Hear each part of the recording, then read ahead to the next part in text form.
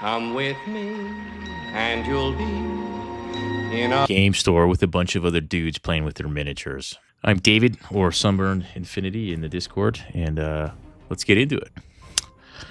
All right, we're going to be taking a look at a Conquest Last Argument of Kings tournament that was played in Napa, California. So some of the West Coast players. It's a 16-man tournament hosted by the Loose Caboose gaming store, the hobby shop in Napa, California. Again, it was 16 players on the 10th of January 2026. So 6 of us from Reno had the opportunity to go and visit that store, visit with those guys, and be part of that tournament.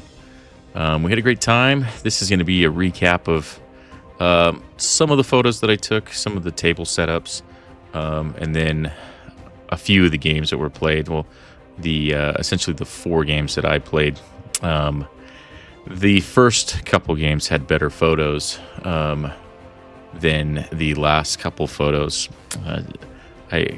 I'll say that it's not that I lost interest, but as you kind of work through the tournament, you're more and more dedicated to what you're doing, and I'll say that I took photos. Some of those games I'll have to kind of just hammer out exactly what happened, but I guess the purpose of this video is more just to kind of cover some of the key concepts of playing in a tournament scenario, maybe some key concepts of the lists that were being played in, and then just some of the inner workings of the strategies, how the landscape or the terrain kind of impacted each of the matches specifically, and then also kind of the time constraint, how your 2.5 hour play period can be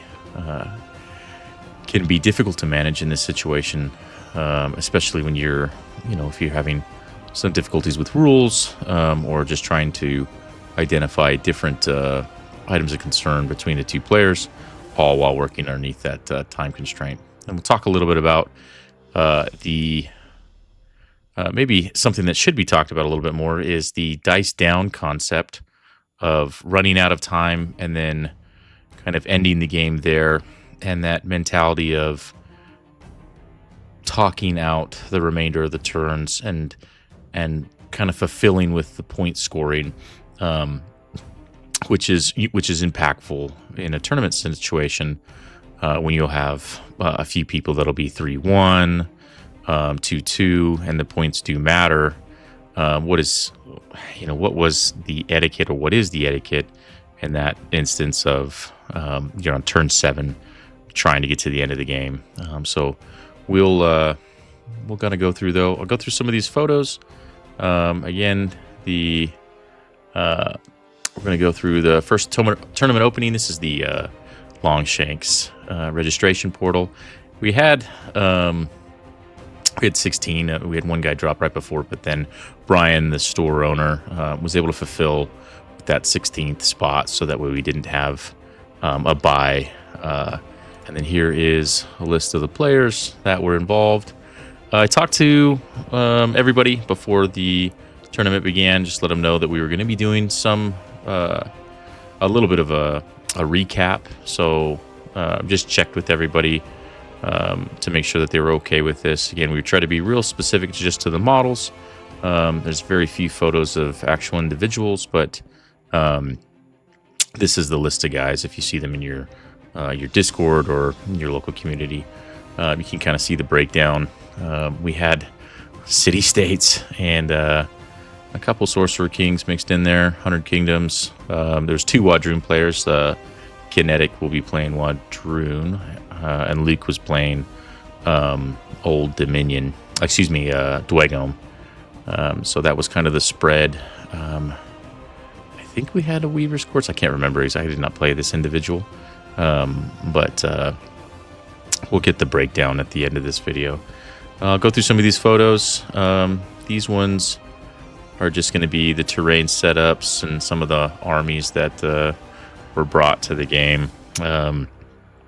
Painted, but it's definitely at the time constraint of each individual. Definitely happy just to get to play the game with new faces, some new concept, new play styles. I thought the tournament organizers, Ben specifically, did a really good job. Each of the tables had a theme, and he put a lot of thought into making sure that the scenarios were preset. We didn't feel like we were coming into it, trying to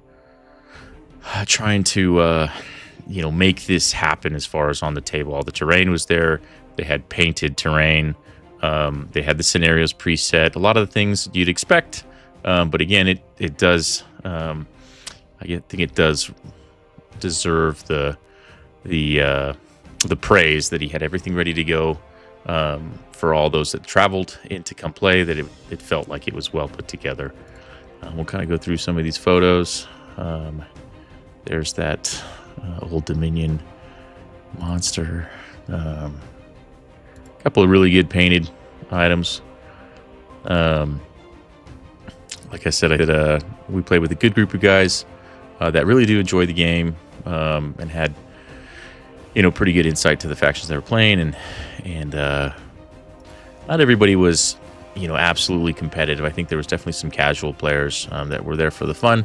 And, unfortunately, in like a tournament situation, is that you do have your more competitive mindset, and then you do have the folks that are just excited to play with other players, other lists, and to get in, so many games on a weekend. I mean, some of the guys made comments that they maybe play once a quarter, or maybe once every 2 months. So getting 4 games in quick succession is actually pretty unique for them, and they get to really see what is and is not working with their army, playing it up against a bunch of different factions and mindsets. So going back to it, a lot of these places had themes. Terrain kind of kept in line with what the buildings were, and I thought they did a great job. Kind of a snug fit. Blues Caboose was impressed that they got 16 people. I mean, I'm happy that the West Coast California side and the mix with Reno is getting together a bit more. We got KublaCon coming up, and we went to LVO with these guys. Not any Vegas players at the LVO, but we did see these Napa boys and the Bay Area, which San Francisco guys, with I would say Paul, Lewis, Steven wasn't there, but Brian came down from Napa. But yeah, going back to it, it was tight. I think like through here, we were rear to rear, bouncing back and forth. But definitely enjoyed the setup. One of the things you'll notice in these terrain setups is I thought they did a good job with placement of your obscuring, hindering systems with the trees. There was almost every table had this additional hindering blocks. I don't think we played any water really at all. But one of the continuing themes that we had on each of these was kind of the impassable terrains were kind of split symmetrically or divided equally amongst each of the sides. And that became impactful, specifically when you would have these destructible objectives, and it's up to the tournament organizer, and we just really tried to make sure that we left spaces on the outer edge, so that way the impassable and the edge of the board allowed for at least a three stand to keep this from just consolidating down into these 2 alleyways down the center, having the option to go around with maybe some of the faster units and have your flank options. I thought was pretty good. Terrain, again, I was happy with. We did some, we'd go through and do some measurements and make sure that some of these were the legal distance apart, which I want to say is like 6 to 8 inches. But a lot of that was modified and changed. Again, a couple more good photos of the different armies and the board setup. Going through some Sorcerer Kings, very well painted. This was the individual that won the paint contest for the tournament. Sean. Did a very good job. Enjoyed it. I like the models that or the bases that he'd painted. You know, you get away from the circular deal.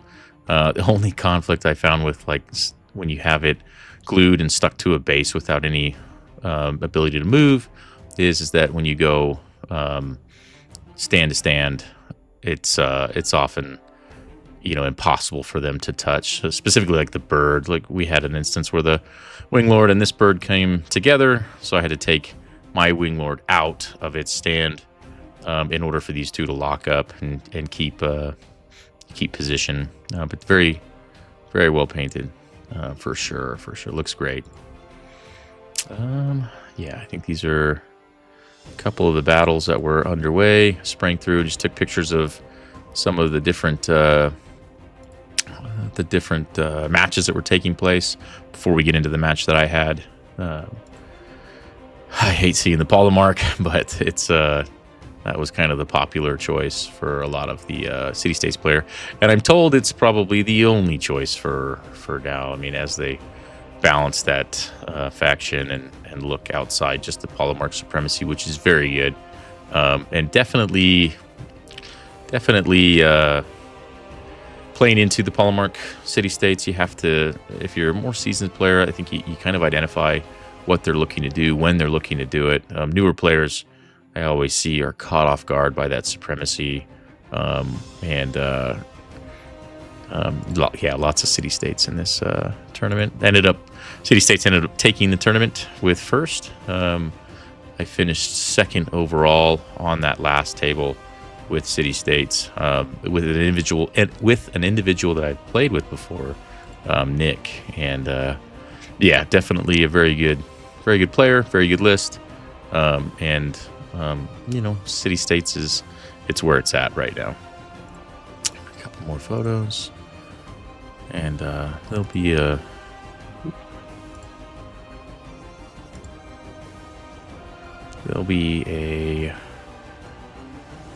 Oh, yeah, here we go. We're getting into lists. All right. This is a list that I've been playing. I played this at LVO and then in the Squad Marks tournament down in Los Angeles. This is a tribes list. Has some of the speakers' regiments thrown into it. The Chieftain, very good supremacy, crushing force, and then the tempo gives Vanguard, gives the trample to each of the tribes regiments. So your blooded, warbred, braves, and your slingers. In this instance, we're using hunters, and I'll go through each of these. Got the tribes. Chieftain, he's on the Tantor, beads of death. Definitely a very good defensive item. Kind of absorbs, you know, each of your individualized types of damages you can take, volleys, spells, clash, charges. And the Tantor is he's very defensive with Oblivious. Great piece. It's my heavy coming on the board, so I get that as a free choice, kind of the reason why I took it. Been kind of debating whether or not to switch that out to a veteran block. It's less cost, and I can put the flank ability on it as well. But we'll go through these. Blooded, I like the Blooded with their chant mechanic, adding additional charge distance, so it gives them the opportunity to move beyond their normal movement. They've got a lot of attacks.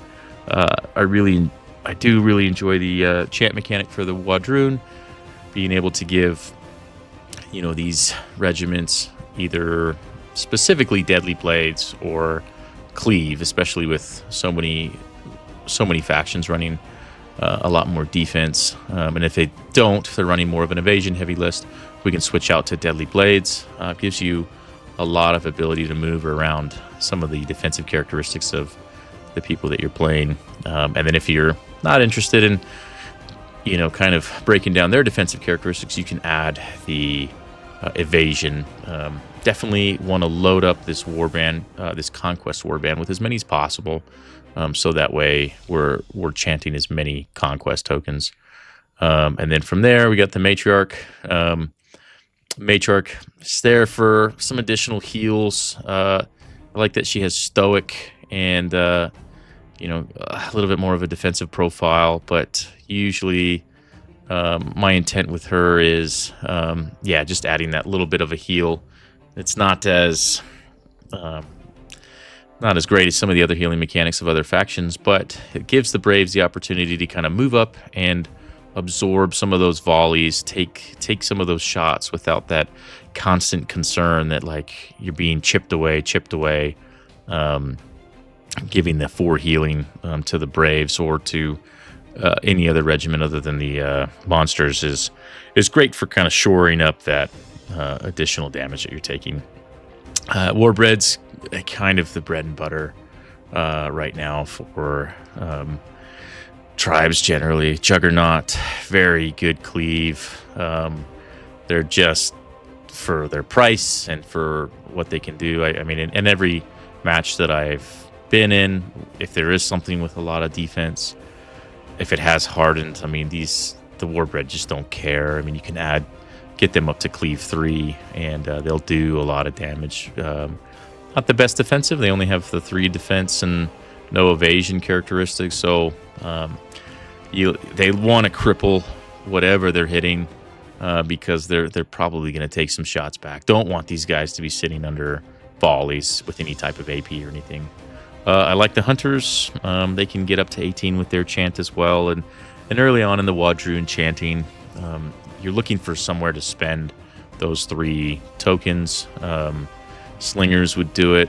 Hunters, I feel like the Hunters do a better job in the heavier defense world we're in right now, but also with the deadly shot, it makes your evasion players pay for it as well, whereas the Slingers could produce a lot more damage.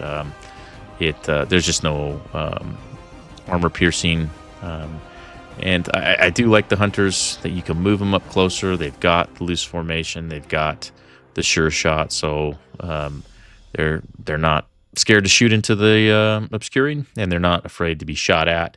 Again, if they are the choice of the volley, or if they are the target of another volley, Matriarch Queen is able to kind of keep them up and moving. Let's go to the end of this list. We took War on everything just so that way. No additional abilities on the Matriarch Queen as far as secondary items or anything. You could argue that you could do Death's Reach, the impact ability, and for the Braves, but on 2s, it's kind of it's tough with points. That's why I want to switch out the Tauntor for the veterans and see if that can pop up. All right, let's see. Move up to the next one. Yeah, no items on her. War. They're bringing the Winglord Predator. I just don't know how you run Wadroon without a Quaddle or a Winglord. It's just so good at movement. 3 activations it's hard to get away from that. And the Winglord Predator just does everything the Apex Predator does, and then better. I mean, yeah, you don't have the Fiend Hunter, but I mean, the shots, it's got evasion 2, more wounds, and just higher mobility. Comes in as a medium. I've found it very difficult to allocate lists with the Apex, and the Winglord brings in an added benefit to the Tauntor, which is good. Definitely more prominent in your speakers scenarios, but the Winglord, again, just a significant piece in really any Widroon army for that mobility scoring and getting to the back line. So that rounds it out. Hunting Pack, always very good. Does a great job as far as being a light and creating threat progression into the early stages of the game, as well as keeping off other fast-moving lights from getting to the hunters. So, okay, round 1 with Luke. He's playing. I didn't have his list. He didn't post it to the. Longshanks. It was clans, and you guys can pretty much kind of break down his list. Many of you Dwayne players will probably look through what you see on the table and then identify what it is, but we'll just go through. We're doing divide and conquer. And I already started drawing on this one as a test. But yeah, you can kind of see where everything was set up. I had forgotten the deck I made for this, so I had to make just some quick proxies. Slingers instead of the hunters for the cards, and then I used the Thunder Rider cards for the Warbred, just because I had pulled everything out of my my Wadroon support pack to make the card list, and I think I left those at my house 4 hours away from this tournament. So okay, yep, just taking a look at the setup, how things are going in my mind. Just looking at this map, I mean, this is one of the bigger steps of you know, getting good at the game, or just kind of identifying how you're going to present your strategies, taking a look at the terrain, what you're looking for. I mean, this is going to be unique because it has this really big center building, and then we've got our obscuring here, kind of blocking this section here. So in my mind, I've got very good volley protection on my right hand side with the obscuring, and on the left hand side would be much better suited for my hunters, you know, keeping anything from trying to sit in that section there and hide behind the trees. And then this impassable kind of keeps things from coming at my flank and the sides and the left. They'd have to really kind of turn and come this corridor around that hindering. This is hindering as well, so the clash, you know, focus is going to be in this pocket here in the center, and we'll find that's kind of where everything kind of crushed. Same mirror side on this. Got this impassable, so we know that we're going to have this kind of flank option here, but really we've got to squeeze this gap between the hindering and the impassable. We get in, we take the hunters for free. I won't do this the whole video as far as like identifying so these are the flame flame berserkers. comes through. We'll kind of just At play least it out putting as them far up. as, how everything Yeah, and I came think up. he's trying to take advantage of the obscuring if he's going to get shot at, and then these guys are not affected by the terrain, so they'd like to spring out of the terrain. So I think it's a good choice on his part. Kind of abuse that terrain with his lights. We set up left and right of this objective with the hunters. We're going to come over here, kind of what we talked about. We've got the terrain just in front of us where he's setting up his flame berserkers, and then we've got the hunters on the other side. I like to keep them either on both sides if we're trying to cover the two sides for scoring, or just really shove them down one side. But on this side, we're split up. Watching to see, I'm really watching to see how his kind of a Sim City, I call it. It's probably better put like how his flanks or his ranks are being put together. You know, if there's any chance that I have to kind of like spring forward, block them up, keep them from, you know, being able to move away from each other. This, you know, being so tight to each other, it makes, you know, it'd make me nervous as far as getting stuck on top of myself. And then again, like you're moving in the same path, you kind of, you know, if we push this off to the right or left, but I think his fear is he doesn't want to get volleyed. I try to tell all my opponents that, like, hey, you're not safe in the obscuring. The hunters will still shoot at you. Maybe you're safe from charge, but you're going to get shot. So next turn, we kind of moved out our lights, and next turn, yeah, take the Wing Lord and take a Honey Pack, Blooded. Those guys are all coming in. Normally take the Matriarch and the Braves, just increase the activations, and then start that healing process with the Matriarch and generating the tokens. We're kind of loading up this side, trying to keep everything, you know, spread out. I don't want to block my ranged units, so that way they have, you know, clear volley path. We're just offset from the obscuring, so makes it difficult to get a 3 block in there for him, just because of the impassable. But we want to be just off from this center point, just off the impassable, so that way we have line of sight. And that's the purposes of, when you're checking for line of sight, you're measuring from the center. So just keeping it just off, you can still keep this behind the impassable. It does create a scenario where you can't march or charge through it, but I don't really want to. I kind of want to move these here and just create a threshold. This game's about points, and you can outscore your opponent if you're sitting on this. And if he sits on it, he's gonna have a bad time. Let's see, going through. Yep, we got our hunting pack set up. Greater march charge range than the Braves in case he comes out with those flame berserkers. Let's see what he's moving up. Yeah, just move them all up, kind of staying. Oh, these are the whole ballista, I can tell. So he's moving them up, kind of right on top of each other again.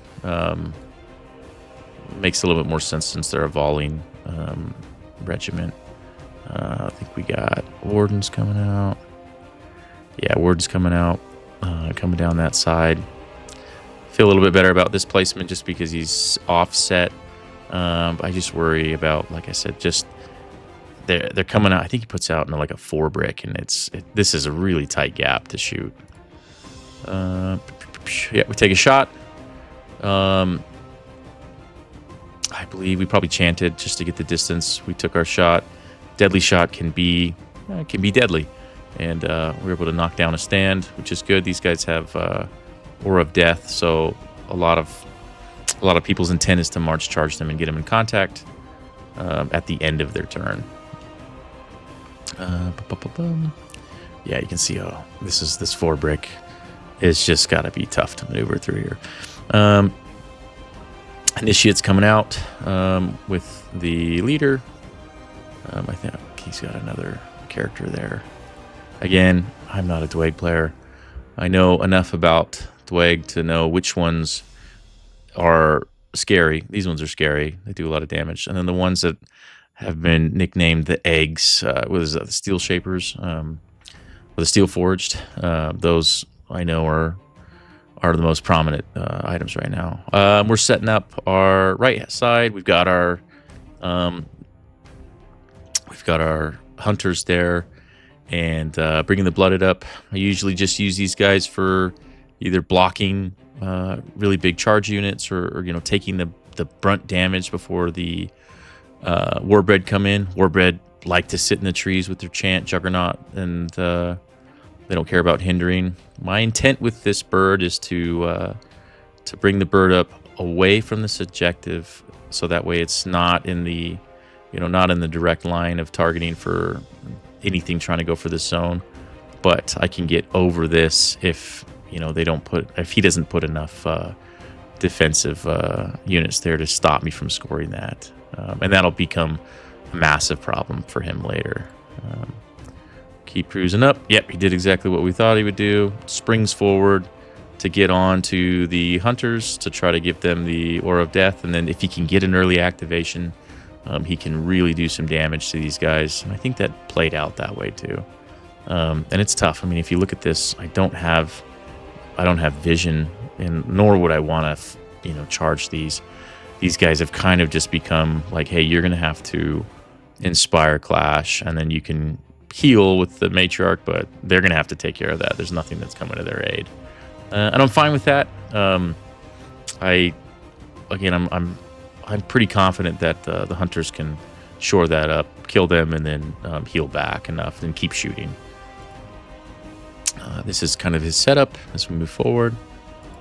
And you can see on the top of this, we're in turn 3 as we move forward.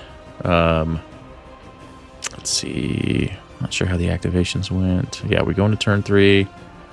And then I sprang the hunting pack forward. These are old ballistae. I didn't think he was going to try to march and charge them. I can get the Braves and everybody on the zone, start scoring, and next turn, because I remember I couldn't get them all the way in contact, and next turn I want to be able to do that, or kind of move around them, but it's blocking right now, so definitely kind of mitigates what he can shoot at. He's probably going to just want to shoot at them. They're loose formation. And we're still kind of playing this out here. Here we go. We got the Tantor, kind of the centerpiece, what everybody sees, what kind of draws most people to, if they haven't played Conquest, look at the models, other than like the Apex.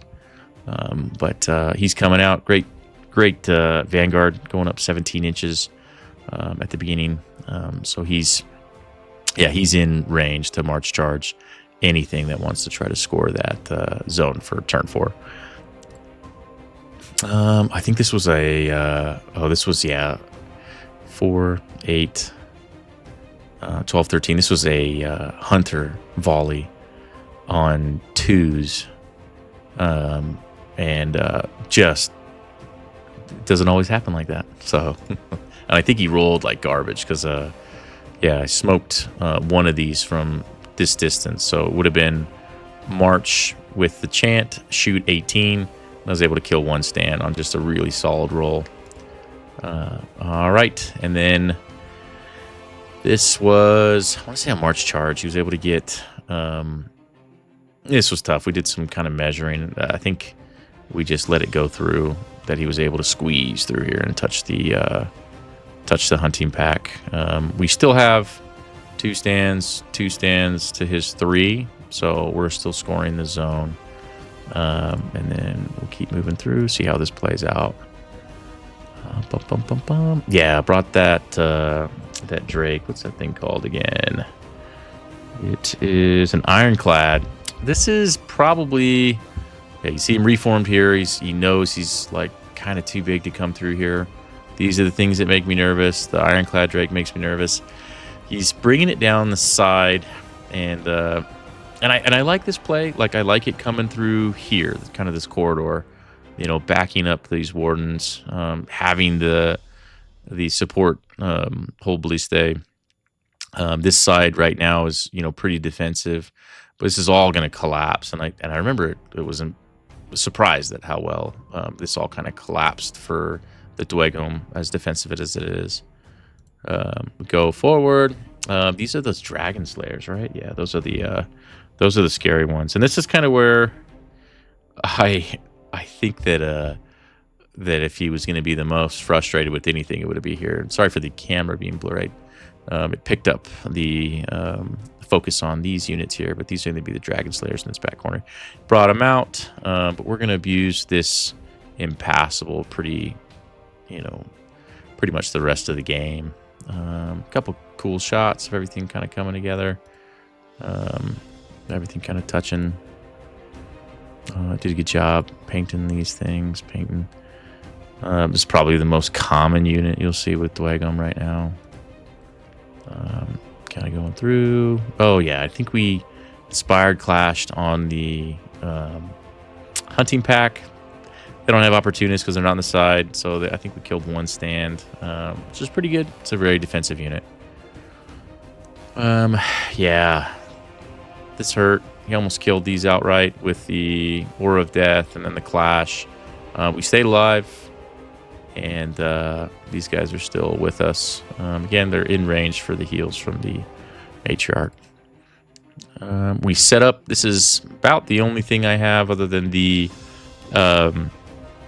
Tantor that's going to go toe-to-toe with that Ironclad, just with its defense characteristics, and then the total amount of wounds that we need to produce.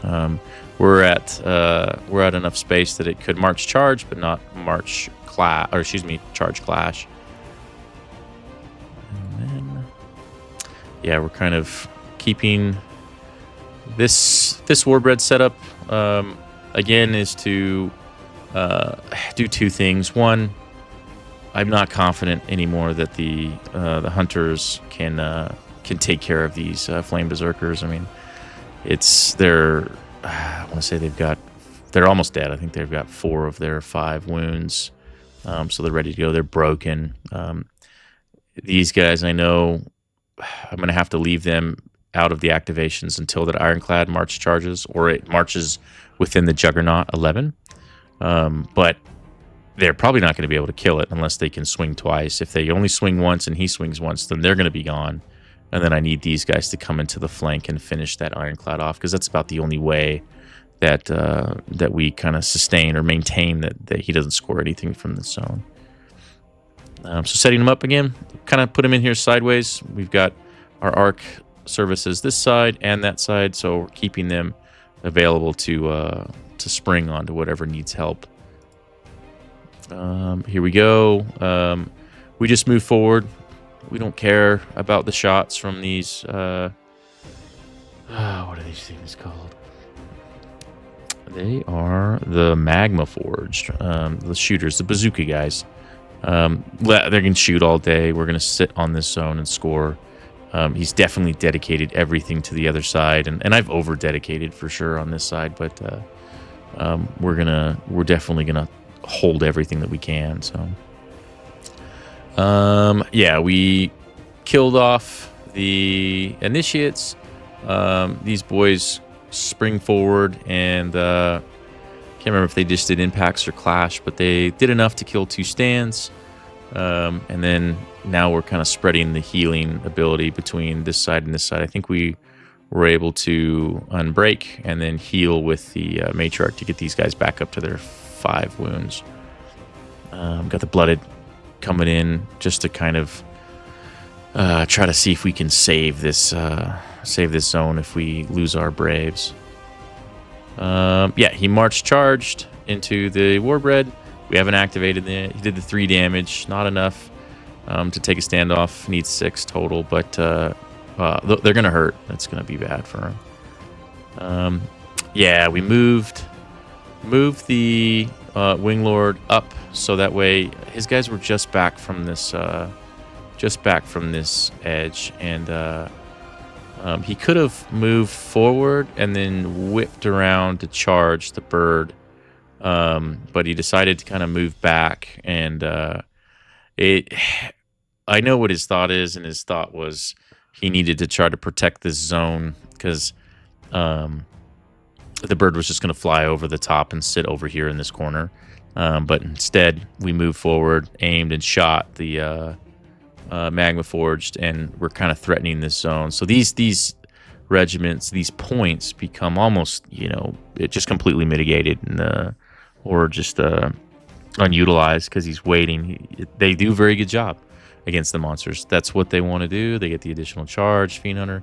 What they want to do is attack this bird, and the bird doesn't want to be attacked by them. He just kind of wants to hang out kind of over here, and he's got the ability to aim and shoot, so if they move, he'll move away, aim and shoot. We're going to abuse this, definitely abuse this piece of terrain. We left the blooded on the zone. We moved the Tauntor over to the main objective. Not interested in these guys here. They can no longer shoot the Tauntor because he's off the side, and the hunters are 14 inches away. So this battle of shooting definitely is going to go in our favor with the loose formation. We've got the Wing Lord can help shoot. You can see he moved up his Dragon Slayers. He wants to get in that position to kind of march charge or charge clash the bird, but bird's just going to keep moving left and right. He put up his last initiate's brick on the back side of the objective, so he's got to wait until I kill the objective to move into the Tauntor, but that's a tall task for those things to try to take the Tauntor out. Again, kind of this abuse of the side, trying to keep, moving back and forth away from these while just taking shots at them. Yeah, I'm sure this was infuriating. Okay, I can't remember. I think we clashed and killed these, and they might have had lethal demise. Yep, both of them died. That's all I can remember from that. It's tough trying to hammer these out a couple days, or almost a week later, an exact week later, and then you really can't take notes on everything that happened. Just try to go from the photos and remember specifically what the units had and kind of why they would come and go. We were able to swing cleave 3 on the warbread. on 4s with Inspire. Yeah, we did 14 damage. I can't remember. That thing has like 20, 18. Yeah, it's almost dead. It's got 4 wounds left. These guys get 1 trample apiece, swinging on 4s, cleave 3. Brutal. It's what they want to do. They want to swing into something heavy that doesn't have evasion. Yeah, he march charges. The side had to do it, unfortunately, just because the way that he was positioned. He lost the ability to charge Clash, the side of the Braves. Really, the Braves at this point are just serving as kind of like a hindrance for these things to move on to the Blooded. So we had a well-placed Warbred. I'm pretty confident that my other Warbred can take care of that Ironclad at this point. We charge the side of this regiment here, and not affected by the hindering. We got the Blooded here to kind of help out too. We killed the Magma Forged. You can see over here the Dragon Slayers are down to 1 stand. The Bird shot, charge, clash the side. Having a bad time over there. And then the Initiates are locked in with the Tauntor. Yeah, we Blooded are pretty much just locked here. They got to keep scoring that zone. Yeah, rough on that side. And yeah, Ironclad goes down, kind of tumbling out of control. I mean, the points are definitely dramatically in my favor. And then the remaining regiments on the table are falling apart, and we still have the 2 Warbred, which they can clean up anything on this board. Blooded do a great job too. Made sure that we stayed 2 stands off, 1 stand on, so we get our ability to jump onto these, and that'll take place here soon. Here we are, kind of posturing, moving some stuff around. Even this 1 stand was able to do 7 damage on its swing, which again is what they want to do. So if it had multiple stands, it would have been bad. So let's see. Yeah, we cleared through. The Braves and Matrix are gone. We spring forward. We're not affected by the hindering. I think we just march charged into them. Let's see how this played out. Ooh, really bad roll. I think this was my. I think it was my hunter shot. So the dice giveth and taketh. Charge clash with the Blooded. Got 6 attacks. I mean, they're going up to 19 attacks on 3s. And I generally put cleave 1 on them, so that's a lot of hits.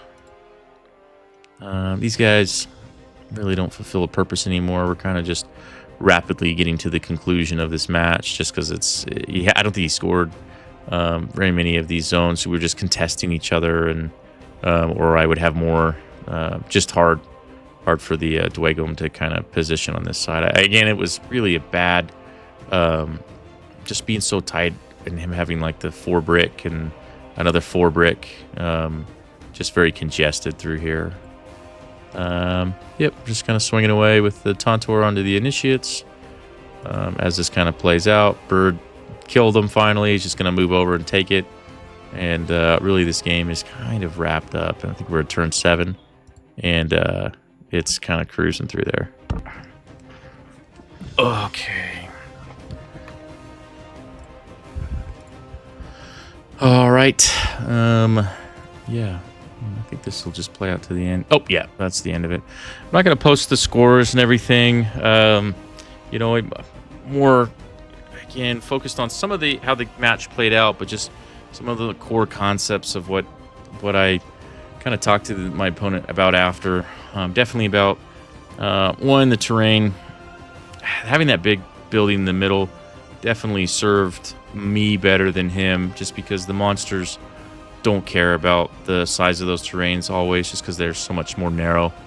When he's bringing on 4 bricks, he's got to play that really, really well as far as measuring goes. But when you're under a time constraint, sometimes it's hard to kind of sit there and do all of your measurements and make sure that you're just perfectly good to go. So definitely a good one.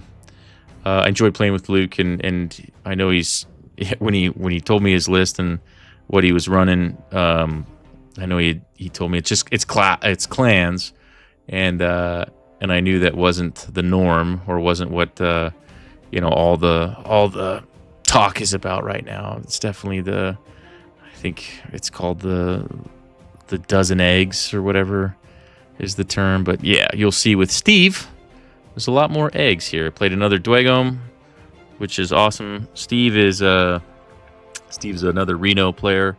Good dude. I enjoy playing with Steve. Definitely, they're all competitive matches, but I enjoy, kind of the competitiveness with Steve. We can talk about it as we play the game, on like, hey, what are your thoughts on that? What are your thoughts on this? And, just in the interest of trying to get better, and just have all around pretty good matches. Let's take a look at Steve's list real quick. Let's see. He's going to run the Tempered Steel Shaper. It says Warlord. He's going to be riding on top of that Stoneforge. Very defensive unit. With some of the abilities, he can heal it for up to 5. 3 from the Empowerment. And then the Supremacy allows for 2 wounds here from, if it's as long as it's a Forge character. Inferno Animato is coming with that.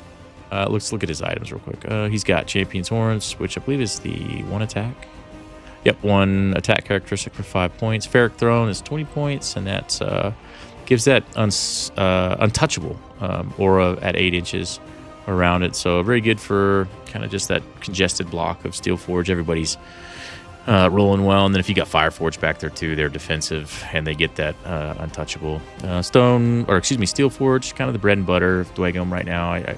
I'd be impressed to see lists without it. Yeah, that's his first band. Lost Ancestor, Steel School, taking away armor, Honed Blades, giving deadly blades, and then finally Tempered Plate, which gives it Indomitable, Tenacious 1. Really just some good spells, good defensive spells. I mean, again, taking a defensive unit and making it more defensive. Fireforged, very good range. They're at 14 for range, Barrage 3, AP 1. They have the Empowerment, which gives them +2 to their Barrage until the end of the round if you want to spend the tokens. You can store up to 10 tokens. You get them on spells. I think you get them on Awakening units.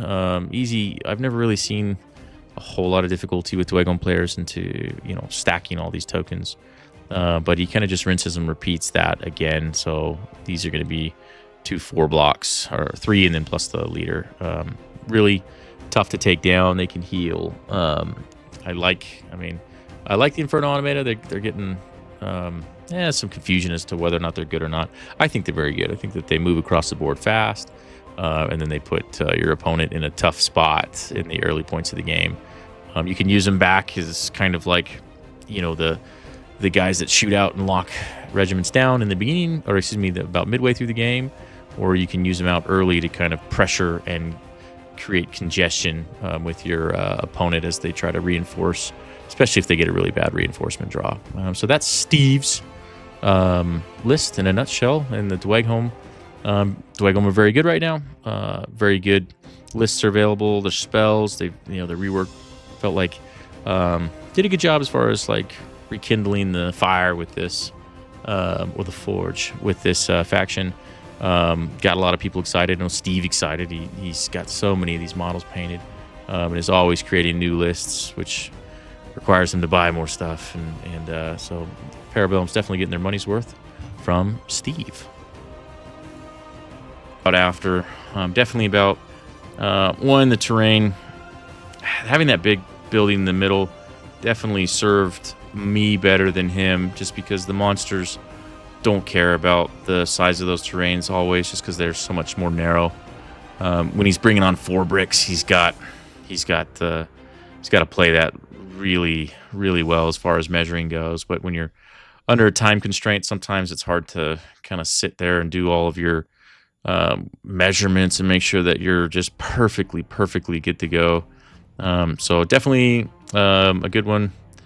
I enjoyed playing with Luke, and I know he's when he told me his list, and what he was running. I know he told me it's clans, and I knew that wasn't the norm, or wasn't what all the talk is about right now. It's definitely I think it's called the dozen eggs or whatever is the term. But yeah, you'll see with Steve, there's a lot more eggs here. I played another Dwegom, which is awesome. Steve's another Reno player.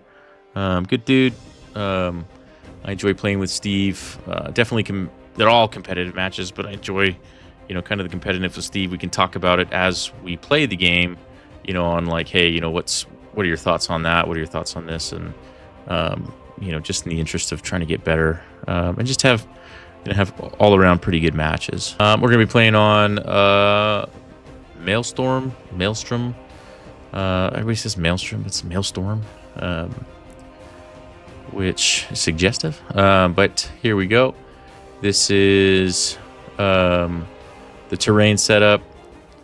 Interesting placements of some of these outside, just kind of funnels some our guys in here. I don't know if I took an overall shot of the table.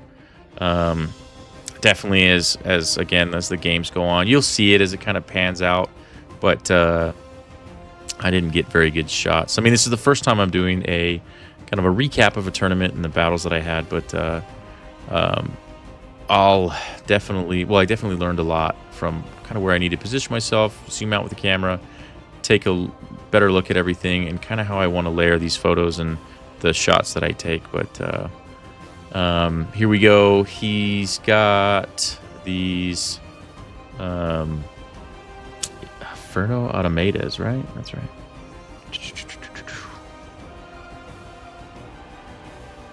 They're lights, yeah. Inferno's Automata, whatever you guys call them. These guys, I hate them. They give me such a hard time because they just move so quickly. And I do like the fact that he's running two.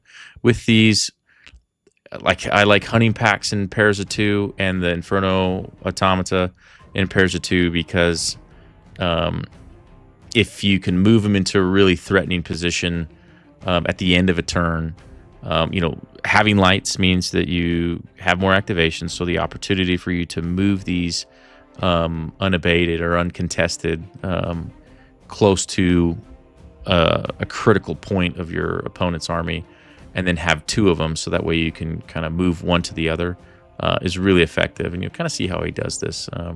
I wish he'd gotten both into effective areas, but you'll see one of them gets into a really effective area. This is the other side of the board. Kind of see the board setup. We have just this one impassable. And I remember thinking in my mind, okay, all right, so how am I going to approach this one? What do I want to look at? This side here gives me my abuse with my Wing Lord.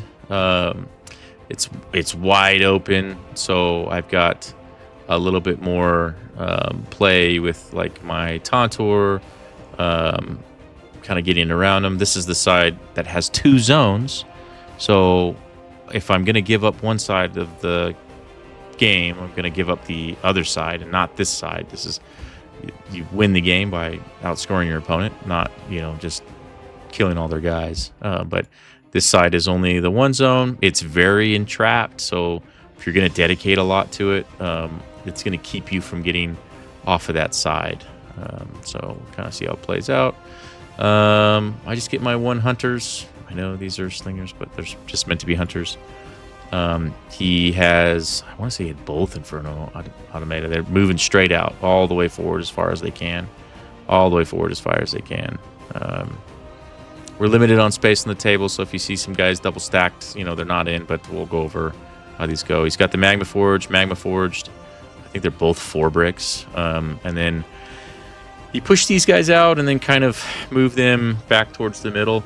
Some deliberation, some hesitation there. I think because I didn't really get any original or initial regiments to put out, he didn't have a very good tell of where I was going to put things. So, I mean, there is a good side of rolling poorly and not having your reinforcements. Not everybody sees it that way.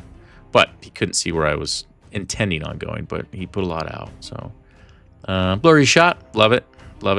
the other magma forged out there. Yeah, and so we are kind of fulfilling with that plan. We know we want to shove the Tauntaur up the center. We've got Hunter, and we have space for the Braves or the Tauntaur. That's kind of what we're thinking. Sending these guys off to the side. I like the blooded warbred kind of leapfrog. You know, if he puts something out there that has charge clash range that's greater than mine, we'll put the blooded out there, leave their front at 11 inches, so that way we have an instant charge clash with the warbred, which generally can wipe anything off. So we definitely use the blooded for that mitigation of damage. But if they can activate and do their chant and charge clash into something, I'll do that all day. Hunters are here. They've got kind of this untethered or mitigated zone here that they can start shooting in, and really the only thing that's blocking is them. Here we go. We're in the hindering. Like this spot, can't charge them. You can shoot them where they got loose formation, but no charge impacts here. Lose inspire, so we're cool with this 14-inch kind of bubble, kind of setting our threat perimeter threshold, whatever you want to call it. This side, I mean, he's really shoving those Inferno Automata down the side, and I haven't even reinforced. I mean, I had a couple mediums come in. You roll mediums on 2s, so they're slowly coming in, but he's pushing these up, and that's what I do with the hunting pack when I'm running 2s. I think you should do this with your Infernos when you're running 2s, and really just threaten those mediums as they come in. So bring the bird up, kind of set the threat range. I want to try to get behind this impassable, so that way movements are burned to get around it, and then if something does want to get around it and charge the side, I mean, it's wide open for a charge clash from something else. Yeah, this is if Steve had one regret, it was trying to figure out what he wanted to do with these. He kind of put them over here, kind of moved them back, and he was kind of indecisive on where these needed to go. He just needed to shove them down one side or the other and try to get use out of them. This side, he did get use out of it. These guys came on late. They didn't come on turn 1, so they came out turn 2. I brought these blooded on. He was here all the way onto the zone, and I didn't think he was going to march charge them. But I set these guys out beyond his charge clash range for a reason. And yeah, he's definitely choking me up here. I'm like stuck. He couldn't charge these guys on the side just because we put these here in such a way that we'd have to push, and there was no space. So these blooded were very intentional as far as keeping the side of these Braves safe, but it gave him that charge there. And now this becomes realistically becomes a supremacy role, because I know for sure there's really no other major play going on. If he wins it, he's gonna clash here, wipe the blooded, and get some use out of him. He's slowing me down. I have to dedicate another regiment to do it, or to kill them. Whether it's the warbred, who are, really they're trapped. I mean, I'm kind of running out of space. But probably not the best placement, to be honest with you. But I do have the fluid formation hunting pack, and I mean they've got no problem if they were to fluid and kill those things. Blurry photos, love it. He's moving the Magma's Forged up, trying to keep, really, I'm okay with this. He's kind of trying to keep an arc on both sides if he needs to. It's a big brick. I know they're very good. And then he's got these the Steel Forge coming up, and then whatever that thing was called, the other monster. I'll find it as I have this up on my side. The Stone Forged, tanky, heals, whatever. Yeah, we're taking shots with the Wing Lord at his Inferno Automata. He brings the eggs out over here, He's got his shooters, you know, really making kind of this big line. Tontor's coming up. At my mindset right now is that he's not scoring anything. I need to get, if I can start scoring points, I don't care if he stays over there. He's got to come forward. Got the Warbred. Get ready to go. Warbred will out. They're going to out damage these Steel Forge. So we're on the zone. He's got to come to me. And then I still have my Blooded that I can move and just get in front of the Warbred. So that way I'm guaranteed that the Warbred are going to break them down to almost nothing, if not kill them all the way, which I think they might do. We get Supremacy, which was kind of critical to not lose the Blooded.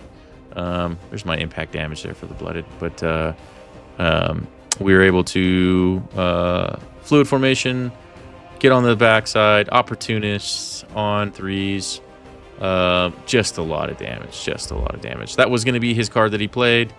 So unfortunately, he's got to move the other Inferno Automatas, and they just don't have a good play anymore. If they had been able to both move forward and he had lost Supremacy, at least one of the Inferno Automatas would have been able to, you know, probably spring onto my Hunters and kill them.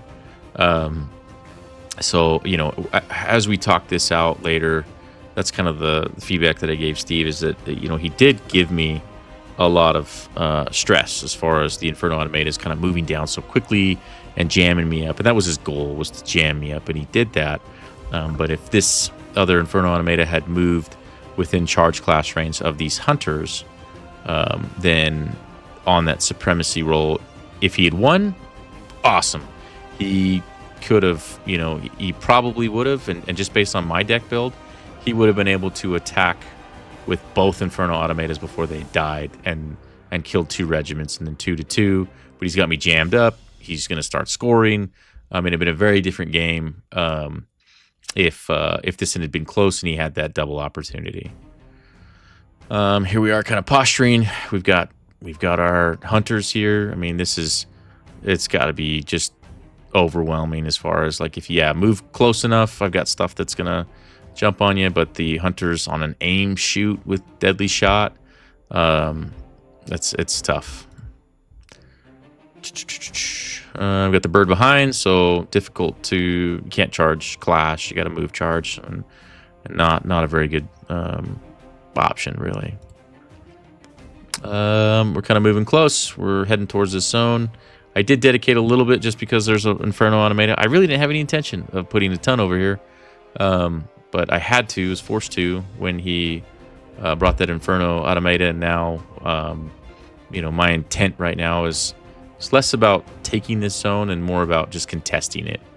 You know, doing some damage, breaking some stuff down, so that way he's got to dedicate more to try to hold that spot. I like this play, kind of flip these guys, you know, long way so they can't get shot from my Hunters. But he can reform, which I think that's been changed. I think, and I'll have to check this, but with the new reform, I don't think these guys can just, like, maybe the 180's fine, but yeah, I might be wrong. But these guys are just flip around back and forth as they needed to, which is very good.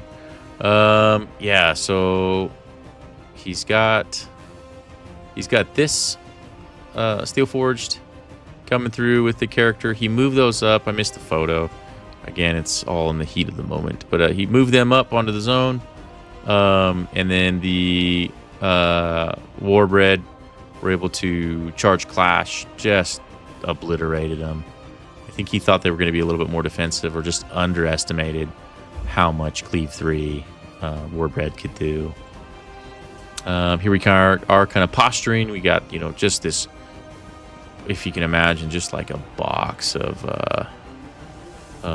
you know, damage from the shooting and march charge. This is a dangerous location right here, but that is where the objective zone is.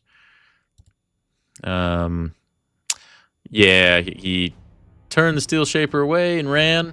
Probably pretty good play. Now I've got a ton of dedicated units over here that don't need to be here, and he can kind of come back and try to use them to to push this down a little bit more, kind of eat up some stuff, clog it up, so that way I don't have reinforcements I can get through. So these guys are just going to take the zone, and I'm going to have some dead points just hanging out there on the zone.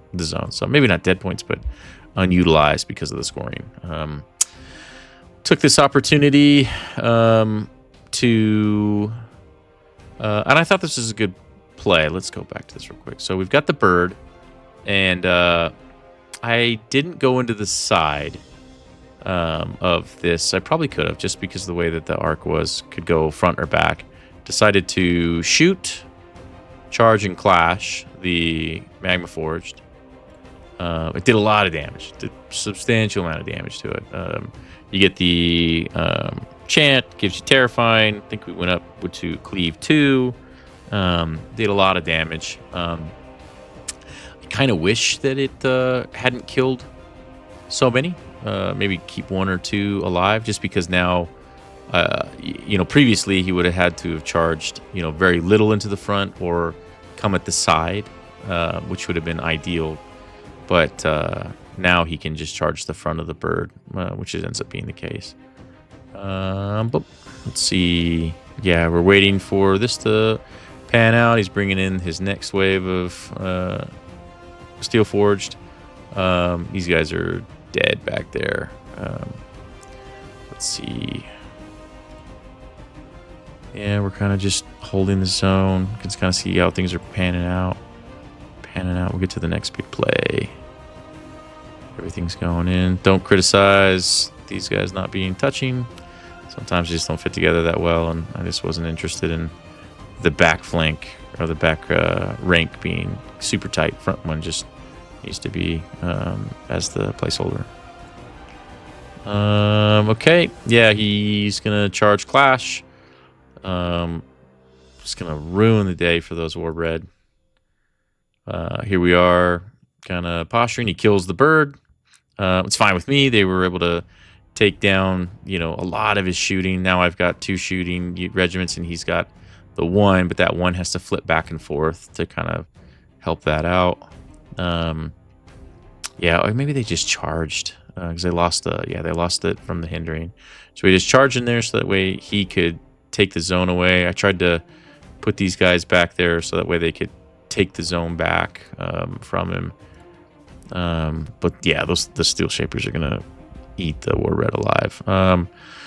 We march charged to engage the Stone Forged. We're not too worried about how much damage it's going to do. We march charged here as well, kind of locking it all down. We're going to score the zone. I think he'd already gone, so the play was play these last march charge, do some impacts. I'm not looking for a ton, but we put some damage on it, and we're on the zone. We're scoring. Yeah, we're in effective range. These guys are going to take some shots, take some damage, but the name of the game is points, and we're getting plenty of them right now. Yeah, sitting on this zone, and then I think we are overloaded on the other side, so we have the third zone as well. We move the hunters in range, so now they can aim, shoot the Stoneforge, which is going to be really overwhelming for him. So kind of see how this is all kind of panning out. We lose the Warbred, now the Blood Eater in the mix. We're just going to go wave after wave. We're not going to take this zone back. We're just trying to delay, make him burn tokens for healing. We're just kind of going wave after wave into something that's going to kill them every time. Hunters are in range, kind of taking their shots. With his Steel Forged, he did 12 damage to the Tauntor. And I think the Tauntor just wipes him out. I mean, he's pretty brutal. Yeah, he beat down the Braves. They're broken. I can't heal. We got our hunters here that are, taking their shots. Yeah, I'm still kind of layering this damage. One after another, he kills the Blooded. Yeah, these... what this becomes now is it's just, I could probably take the hunting pack and run with them. I'm not sure that I did. I don't know if I necessarily cared too much, but these guys are just locked in here. Yeah, they're scoring points, but he's falling apart on the other side, and without those additional points regiments, you can't really do much. I think I don't know if we had the 11 inches. The guys were right here, so they probably had 11 inches, but we still have the shooters, so the Stoneforge can't last much longer. I think it died after that. And then we've kind of turned, and we're moving the hunters, keep the blooded there.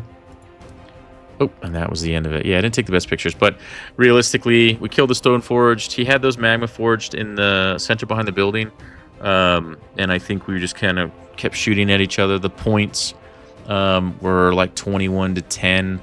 You can kind of see, we scored the center like 1 or 2 times. We scored this far side every time from, I want to say, turn 3 and beyond. And then on the other side, we scored 2 to 3 times before he was able to take it. So he never was able to score these zones here in the center and the far right. So naturally, the points kind of just went out. All right, Relic. Sean, I'll post his list. I'll talk about Sean's list real quick. He's running the Maharaja, so he can bounce in and out of air and fire rituals. Spiteful Winds and Firing Dominion, very good. Spiteful Winds doing kind of global damage, and then Fire Dominion healing the fire elementals, which would be Rakshasa, Ifrit, and that's it. Yeah, these are air goals. So he's got the 2 avenues for rituals at max capacity. I believe he's producing 9 a turn in conjunction with the ritual points you get for the turn. So likely completing 2 rituals per turn after turn 3. It's got the Rajakur with the Maharaja block. They're running, this is the Warlord, running elemental feedback for some healing.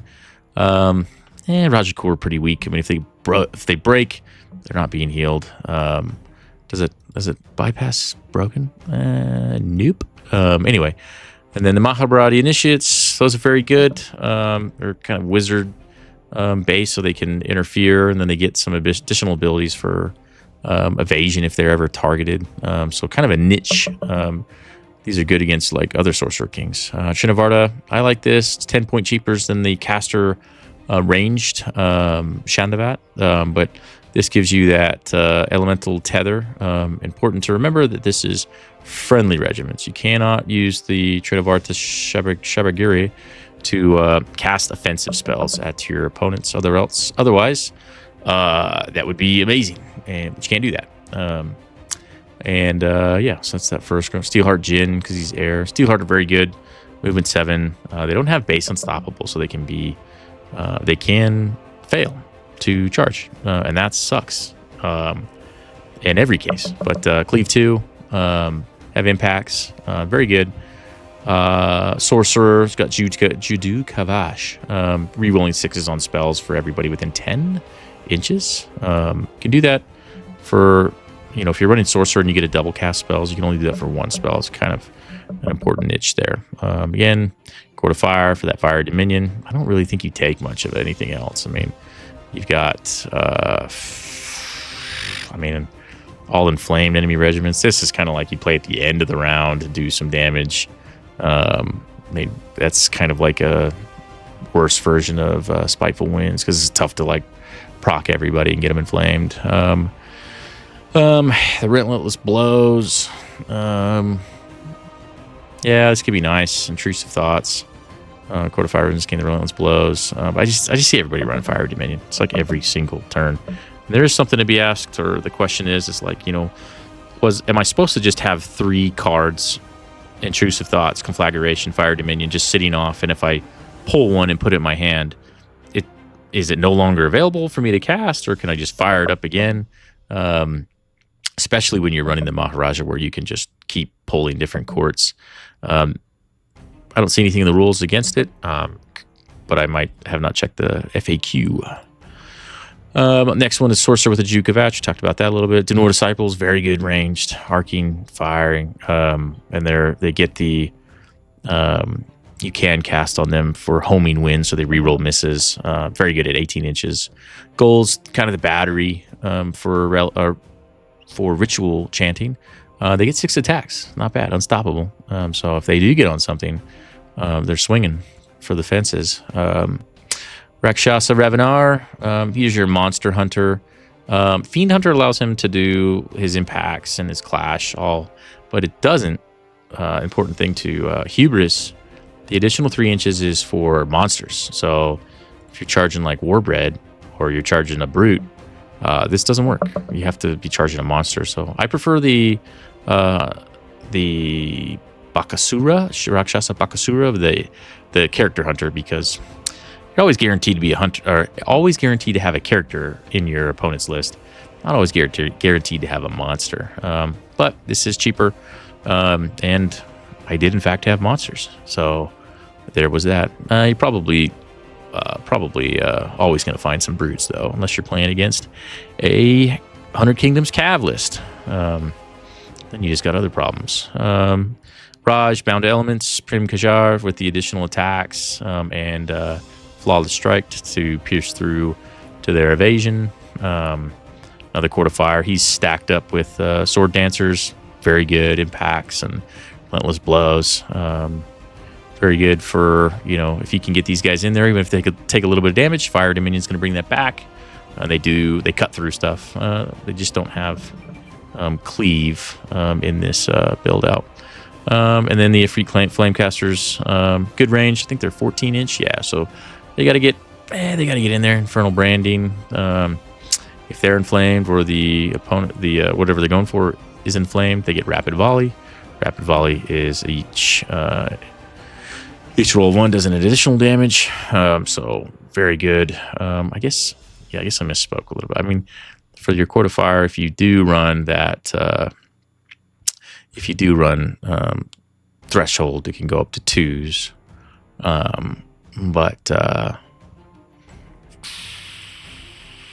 Yeah, you have to inflame. Relentless Blows. No, that's not Rapid Volley. Yeah, maybe it's just off. I don't see a whole lot of people run Raj for these additional abilities he gives. Maybe when Earth comes out a little bit more. Water. It's okay with the 3-inch obscuring. The Court of Air. It's the elementals, so it's like you don't really get it if you're using the Denor. And then, finally is the Court of Fire, the Fan the Flames. Fan the Flames. You get Deadly Blades, Deadly Shot, but you lose your Inflame. So it's like you'll take away the Rapid Volley for Deadly Shot. So I don't know. Like I said, really, I only see 2 Warlords ever going: Sorcerer and the Maharaja. Those seem to be the best, and that's what Sean ran. I like the list. Yeah, I think it's fine.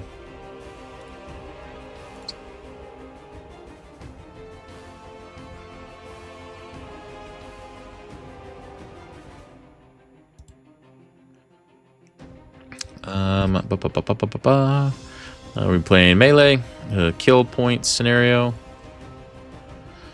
Took some pictures kind of going on further in line. We don't need to go through like the whole play-by-play, and I don't have the photos for it, so we're just gonna kind of talk about this. Let's see. Yeah, so we've got a lot of the same problem. We've got this impassable objectives on object zone, big building in the middle. That was kind of the theme. There's always kind of a big piece of terrain. I know we like the 3D printed STLs, and they're painted, they look good. But you could always assume that you were going to play with kind of these 3-pronged buildings, middle and then left and right at varying kind of positioning. This looks really similar to the last one, just a little bit of spread out, but the terrain pieces are close. Again, on this one, we are looking to see, okay, what's going to be our benefits. We like shooting into the trees. We like them thinking the trees are safe. Really don't have any purpose of going that deep into, you know, I'll get on the zone, but I don't need to charge clash anything here because I come off the zone. So, you know, this is the side that I kind of want to. This is the side that I want to control. You know, if they want to stay in the trees and shoot out of the trees, I can still shoot them. If they want to try to charge out of the trees, they lose their impacts, lose their inspire. So this side definitely felt a little bit better for me as far as, you know, let's load up more here. This side, more open. It doesn't have any hindering. That's gonna mess me up. You know, this is easy to dodge. This is on his side. I'm not too worried about this side as far as more of the charging attacks. Let's see how this goes. We put our bird out there. I think we moved this over. No, it's fine. We didn't move it. I put my bird out there. He put his bird out there. Pound for pound, the Trinovarta Sabiguri should win. I mean, it's got relentless blows, evasion 3. I think it's got more wounds or equal, but it's just better defense profile and just should do more damage. Yeah, I've got the shooting, but it's loose formation. So this maybe been a misplay. It ended up working out. I kind of wanted to have a really fast moving. I mean, I outmove him, so I know that he's going to have to probably just march charge me. Because charge clash would be difficult. Because I'd charge clash him first if it came down to it. I think he's got unstoppable, but yeah. Anyway, let's see how it plays out. We're getting set up. We're hiding behind this, so that way we don't have anything to charge our flank. But we've got pretty good arc of fire through the center. And even if the Braves move up, we can still see the side. So, you know, trying to avoid the kind of the stacking and creating line of sight issues. We're coming at the side, and this helps me. You know, if the birds do collide and I need to kind of give these guys a rotation to help shoot that bird down, I can do that. We put our other hunting pack kind of up in this area. We're protected by the building, but the center of these is still, you know, I'm still able to see out these sides. And then if anything goes beyond this building, I'm able to see it. Like I say, if something tries to sneak up here and get on the zone, I'd be able to see it from these hunters. Hunting pack going up the side. I'm trying to get around and stay on the side of this objective. So if he comes forward straight, try to keep the shields at the front so that the hunters have to pierce through the shields instead of hitting the sides. It'll give the opportunist ability for the hunting pack on a supremacy roll. Okay, again, this is going back to what I talked about earlier about, you know, these pre-printed bases not allowing to turn. Even I probably wouldn't have been able to turn anything, but yeah, I had to bring the bird down so that way they touch, and we're touching. Yeah, and the birds are going to clash it out. His bird will win, but not by so much so that the hunters can't just shoot it down. Yeah, let's see. He did cast Spiteful Winds on me, so I just have some random damage here and there. Nice having the Matriarch to kind of, you know, remove that here and there where it applies. We move up on the zone. Sorcerer Kings, Janet tends to have like a ton of mediums, so I don't think he rolled very well at all. I had some freebies, the free taking the Matriarch and the Braves, and then I didn't have anything come out either, but my goal was to kind of move up on the zone. So currently I'm scoring this one. He's scoring the left zone with the bird, and yeah, Sorcerer Kings is just, it's all about the rituals and casting and taking all that time. Let's see. Okay, it'll be on turn 3. This is kind of how this is coming together. We got the Tantor coming out, moving substantially up. I know that I want this to be kind of the sponge of damage. You know, if I'm going to be taking damage, you got Beads of Death. It's got decent defense, Oblivious. It's coming down, and it's going to take the damage while the hunters take their shots, and I get the Warbred and everybody else in position. Bird goes down. He moves some Steelheart up. Coming down, you got the Maharavati Initiates. He's got his Denur. Kind of okay. So the bird died. This is a little bit more advanced into the turn. We move these Warbred up to here, and march charge them at the end of the turn into the goals and the sorcerer. Again, that was kind of like a. We brought him on, moved him so far up, and then march charged into them. And did substantial damage. I don't think they killed him outright. I think it was another activation, but just wasn't able to do anything to stop the Warbred from march charging the 17 inches. And then on the next activation, they were able to smack them. Everything's kind of being put into the Braves. Bird's down. This side over here, yeah, I didn't take the best photos. Yeah, I apologize for that. But we beat down the Rajakur. He had also another. He had with the Rajakur here. Oh, I remember what happened. Okay, let's go back to this. Sorry. Okay, so yeah, so we had the Braves here facing forward, and he had sword dancers with a Raj, and they march charged into the front of the Braves, and then the Braves went, and then the Warbred were able to march charge and do their impacts and trample, and then the next turn we were able to just charge clash the goals. So one of his really expensive units, the sword dancers with the Raj with bound to elements, really just didn't get anything done. It moved out kind of that march charge at the end of your turn, and then you're hoping that you get supremacy to go first, and it just didn't happen.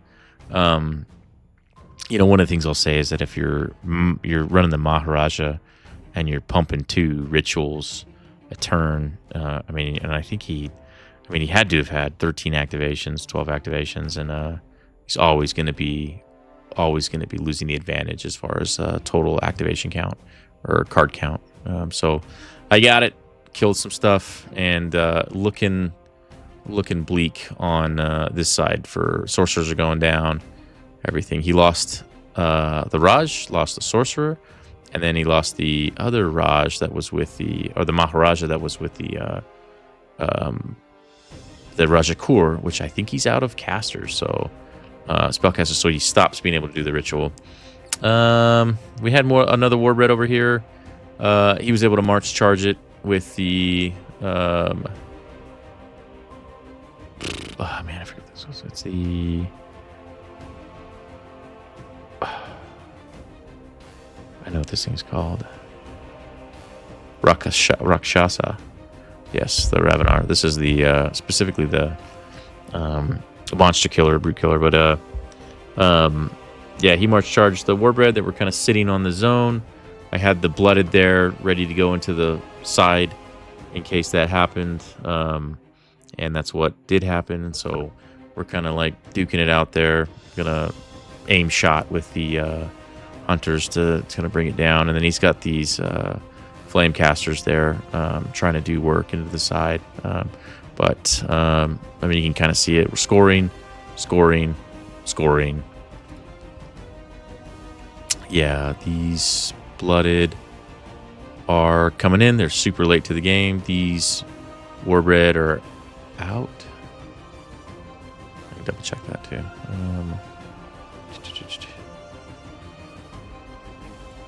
And I guess key concept for this is I think it definitely surprised Sean, just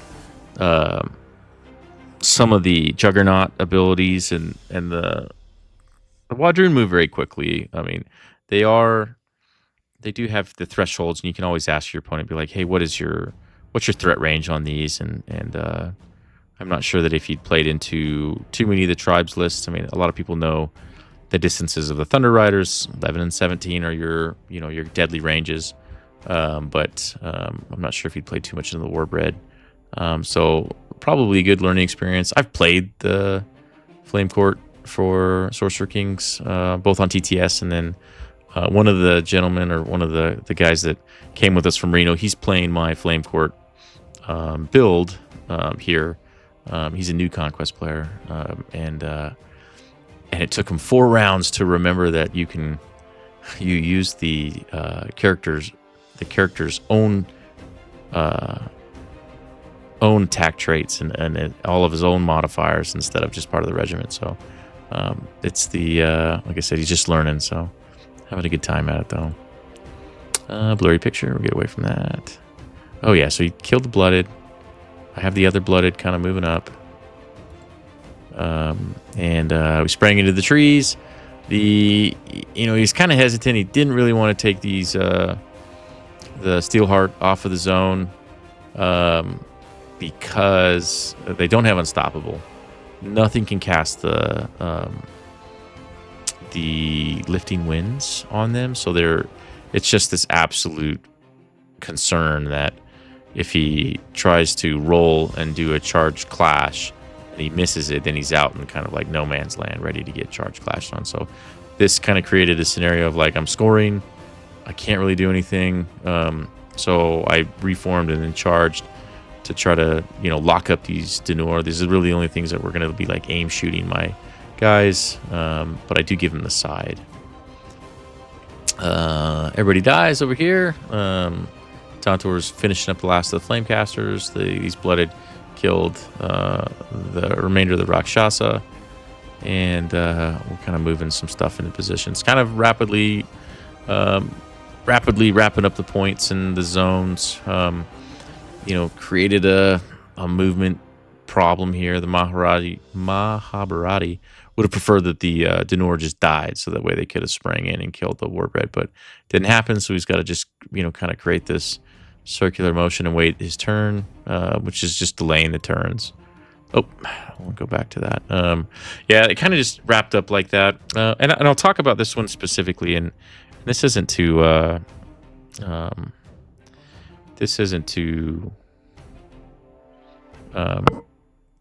I kind of just mostly want to talk about the concept of the tournament, and I don't want to disparage anybody. That's the word I was looking for. But when you're playing in the tournament, again, it's a 2.5 hour matches, and the intent is to go all 10 rounds. And I think that there is, in the rules, it talks about, once the time has been called, then it's dice down, and then you score the points as they lie. But it's been a conversation I've had with a couple individuals on what their preference is as far as, at turn 7, if you got 15 minutes left, do you kind of just talk about key plays, key rolls, kind of hit a couple supremacy rolls and kind of see how things pan out, like play much quicker, play a little bit more loose, I would say, to kind of just hammer out the points,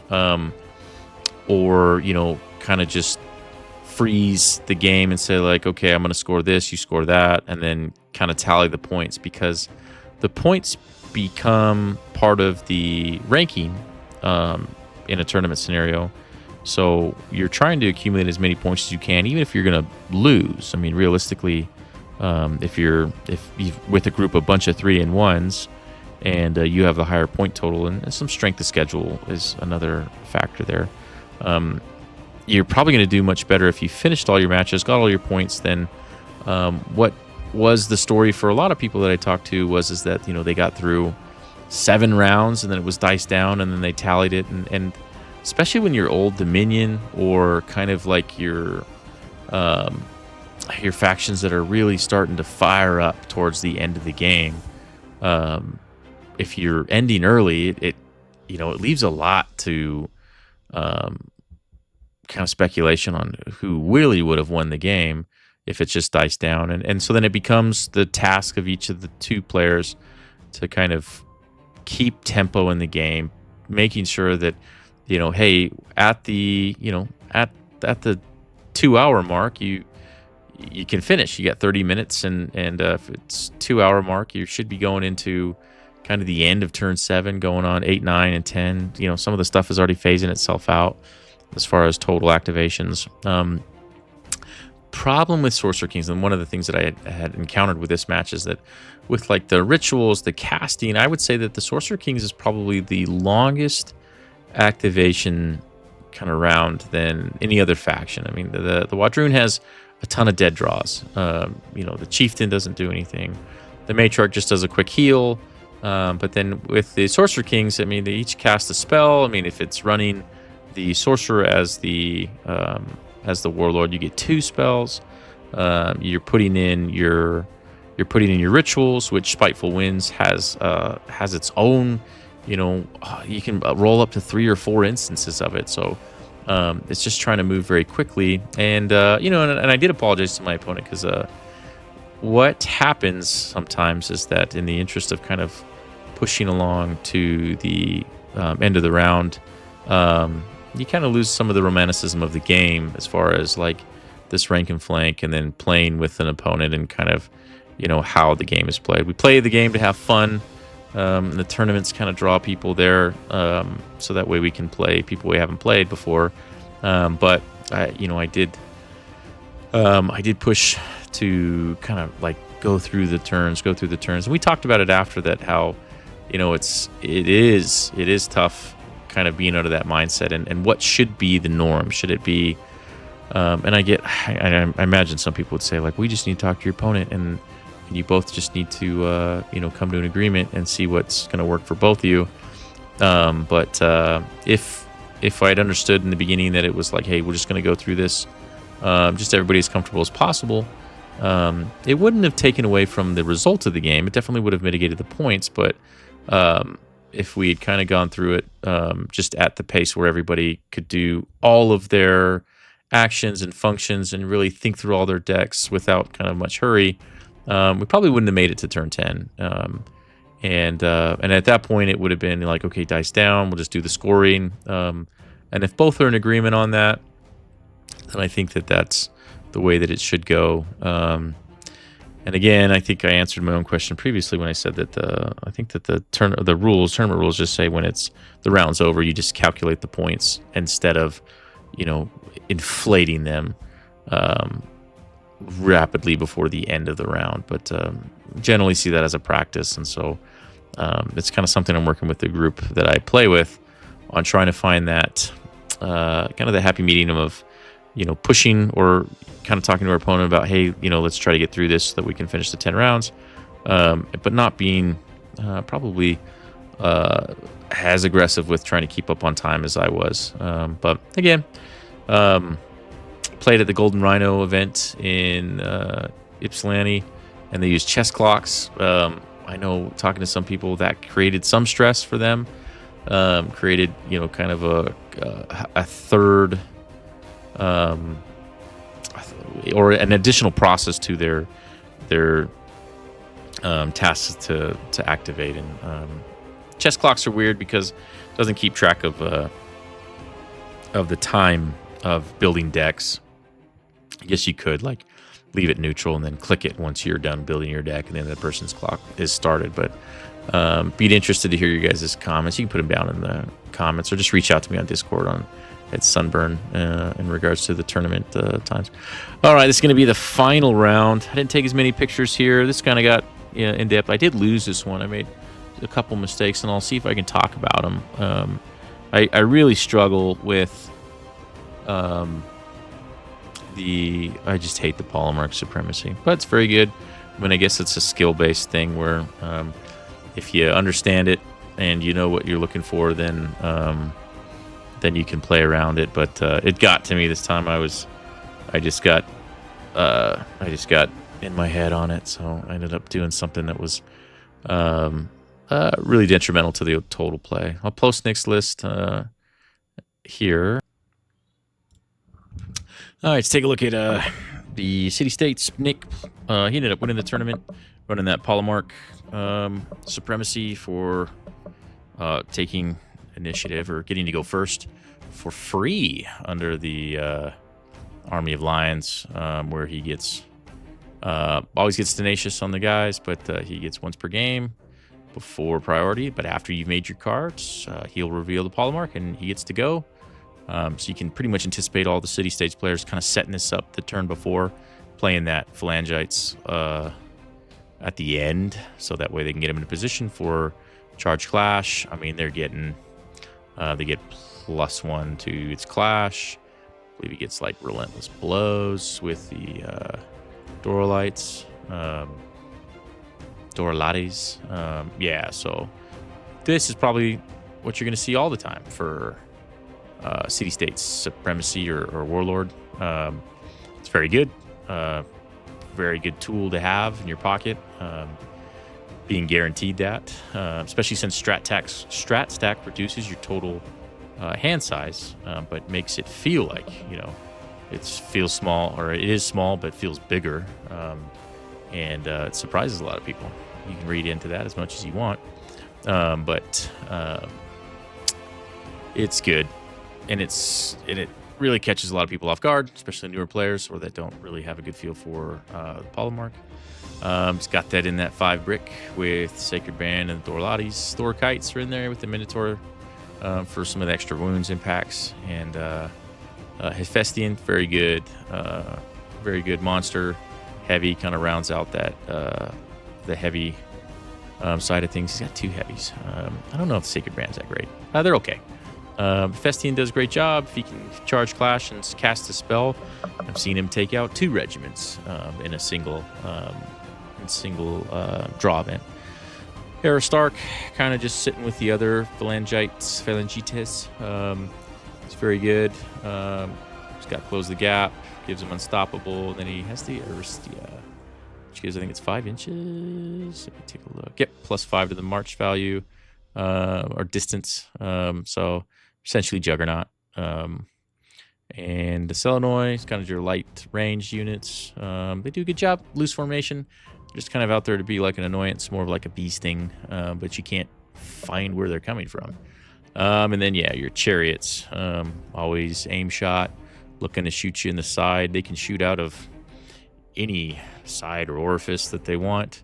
This is very good. Nice thing about them, and what I think is critical, is they are size 2, and they can sit behind all of your other infantry units, which, block charges and inspire and shock, and they can sit behind and shoot over and kind of put a lot of damage out. So good list.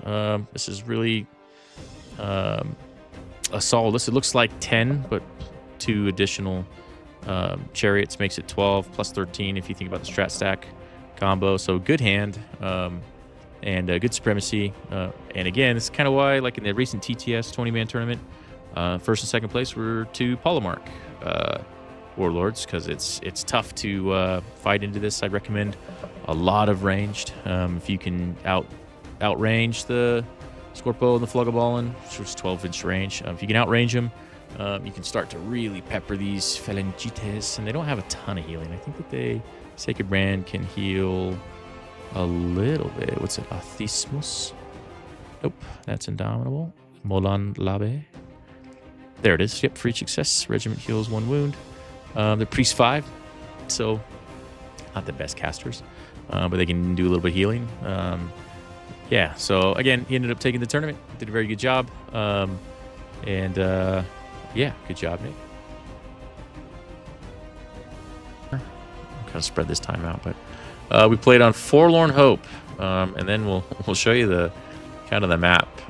Again, big building, and then it's identical on the other side. These are mirror matched, so you've got hindering this building, and then another one on the other side. Space enough to fit 3 stands on the side, but it's going to be the way that it goes. Nick's very good. He runs I want to say there's 6 chariots, 3 Scorpos, and 3 Fogaballins, and then he's got the Sacred Band, the Phalangites with the Polemark, Aristarch with the Phalangites, whatever, Hephaestion, Thorkites, and then the Solenoid, that's the goats that shoot. My plan on this one was to abuse the buildings. None of these guys are out. We're just kind of setting up the deck. My plan on this one was to try to abuse the buildings. These choke points really serve the Phalangites, the Polemark bricks, because they're size 1, so the Flogaballons and Scorpions can sit behind them and shoot over. And then you can't charge. You can charge in front, but you lose impacts, you lose inspire, shock. So I was absolutely concerned about these becoming clogged up with a unit that I couldn't charge into, and ultimately going to get outshot by the. He's got 7 shooters. I've got 2 or 3. So I'm watching to see how this paired out. I wanted to kind of keep the Wing Lord here so that way he can spring behind or keep shooting. But kind of see how this plays out. More pictures of the deal. I get all 3 of the lights in. He sends the Thorakites. Thorakites, great movement. I've seen them, or Nick specifically, push them up, march charge into a regiment, or march close enough to charge clash a regiment. Like early on, that can be really, really disastrous if it's if he goes into my hunters or he goes into something that it's not prepared for. This is it is robust in my opinion. Like it can put the wounds here and he's setting up. He wants to use this path as a shooting path. Also take the objective. Same thing for me. I'm kind of put both of these up there, shooting at the objective. These guys I pushed to here, and then I end up taking them around the building because it's just so congested, and I wanted to try to get flanks with these guys. You can see the hunters kind of moving and taking the objective. At that point, I wanted to move them kind of off center, kind of turn so that way they can see these zones, and kind of be out of the way. If anybody wanted to charge them, they'd have to give their back and flank. He sent the Polemarch out on my left-hand side, his right-hand side. Sent them out, and then kind of what I thought was going to happen, he's going to bring out the Scorpos and the Flogaballons to stay behind him. And sent the Polemarch here. I'm going to start pushing towards the zones. He gets unyielding too, so if he comes onto my zone, it could be problematic. He brings the Aristarch out behind into the hindering, so he's kind of got the 2, kind of what I was thinking he was going to do. But I put I moved the hunting pack around, try to go for like a flank, and I brought the Braves up. I pushed them into a 4 front and 2 back just because I didn't have the space. And that kind of screwed me up for my front impact flank, you know what I mean? Because it didn't give me enough space on the side. So this ended up cascading into a problem. We cleared the objective, and we moved the Braves up. We used the Wing Lord to touch the zone and shoot the objectives. So now it's clear and we're scoring. And so now we're like ahead of the game. Because I don't think he was able to get on his zones, but I was. So like I really should have just internally thought, okay, I've got points, he doesn't. So let's wait for him to come out and then abuse it. But I ended up march charging Chant with impacts on these Thorakites. They were here, and we didn't do any damage at all. I think we killed 1 stand. But he just combat, withdraw, and then moved away, so that way he could charge clash. I mismeasured this. This is my fault. I thought he was not in charge clash range. He might not have been. He might have just march charged. But anyway, I knew that this was the hindering, so it was going to lose everything. I think even though that he gets inspired, he loses the benefits of inspired. So he can be inspired, but he just loses the benefits of it. Not worried about the shooters. The shooters need to focus on the objective zone and maybe put some shots into the Braves, but they can heal it up with the Matriarch. Bring in the Wing Lord in to kind of help shore it up. Again, I'm going against everything that I'd planned. I kind of just started like Saw the Thor kites coming out. Saw the polemark. You know, everything that I knew he was going to do. I saw it all, and then I just overreacted. But I should have put the Wing Lord here. You know, got ready for a march charge into the back line of the shooters. Again, these Braves kind of pushing up so far is going to give the Aristarch and his guys the ability to charge Clash. And then now he knows that this is kind of where he needs to stack everything. That's kind of what happened. All right, we move the Warbred up. He's still got his polemark in there. See his shooters are coming in place. He'll also at some point put the Sacred Man here. Again, plan's kind of falling apart for me. Yeah, pictures got the honey pack over there. And, oh man, yeah, that might have been all that I took. But anyway, I'll talk this out for you, just so that way you guys can get a good feel for it. Because I ended up losing. I ended up losing by like 20 points, so it's just substantial. So it's about as far as we got. But he brought the Hephaestian out. He brought the Flogaball and the Scorpios. Kind of just made this real nice arc.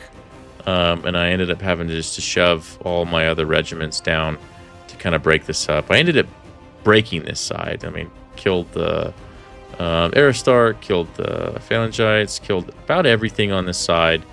But I was only able to score, you know, I eventually was able to score the 2, but, you know, I would lose control, gain control, lose control, gain control as the turns went, as whatever he could get on there.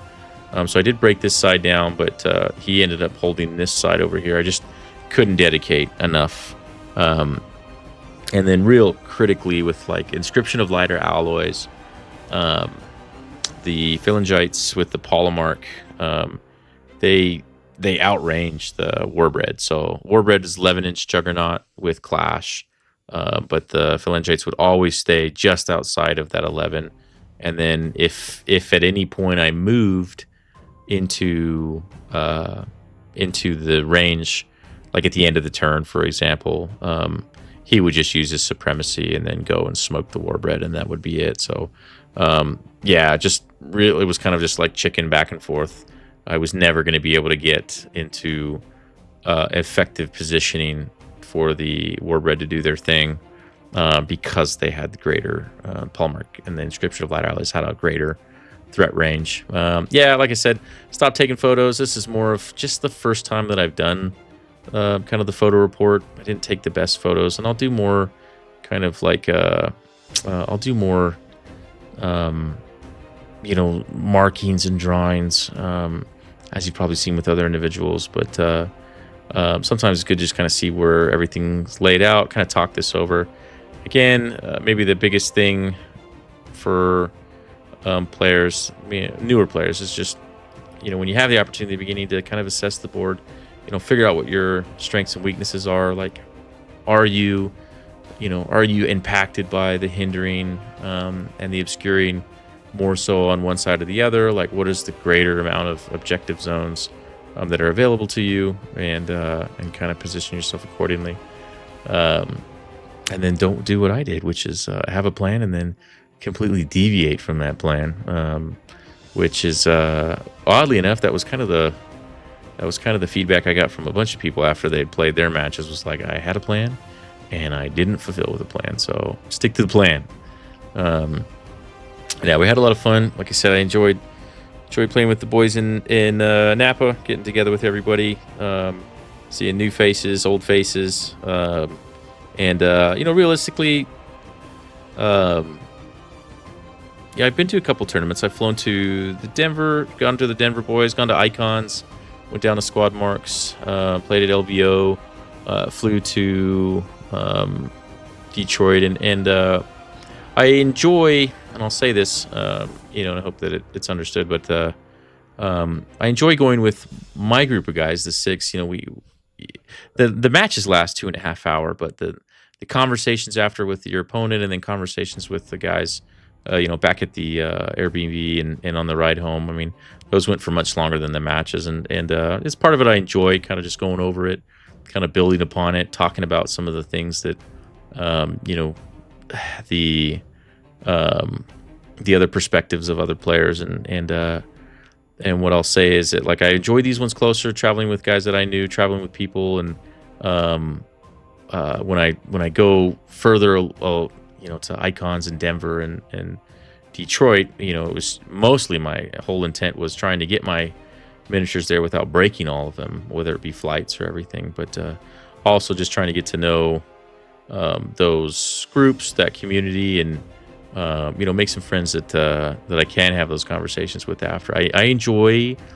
I know this is really weird to say, but I enjoy like the after, like going to get dinner or going to hang out with the guys, kind of in their town, in their in their community or places that they recommend, and just kind of talk about the game, talk about everything. So I did enjoy this a lot, and I enjoyed the tournaments that I've gone to, all of them so far, and the people that I've met.